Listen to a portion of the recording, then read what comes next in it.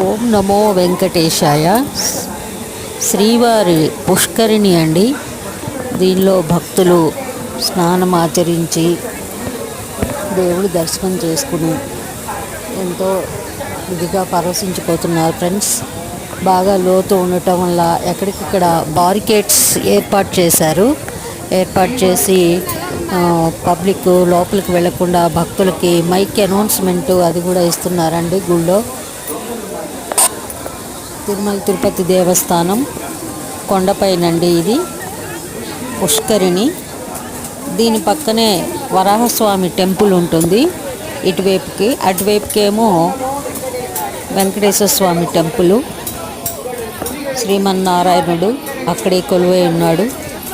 భక్తుల అభిష్టాలను నెరవేరుస్తూ కొండపైన ఎంతో ఇదిగా పూజలు అందుకుంటున్నాడు ఫ్రెండ్స్. పుష్కరిణి దగ్గరికి వెళ్ళాము, చూసాము. వరాహ నృసింహస్వామి గుడి ఉంది, వరాహస్వామి గుడి ఉంది. అక్కడ కూడా వరాహ నృసింహస్వామి కూడా ఉన్నాడు.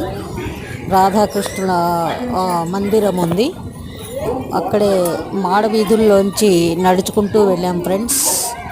వెళ్ళి స్వామివారి దర్శనము, వరాహస్వామి దర్శనము 2 సార్లు చేసుకున్నానండి నేను.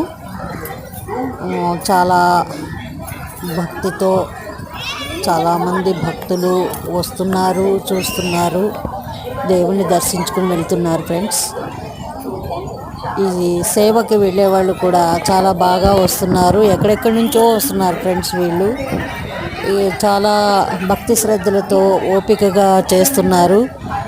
చాలా చక్కగా ఉంది చూడటానికి. ఆ సేవ చేయటము, శ్రీవారి సేవ చేయటము అనేది చాలా అదృష్టకరం అండి. జీవితంలో మనకి అదృష్టము అనేది ఉంటేనే మనము అందాక వెళ్ళగలము.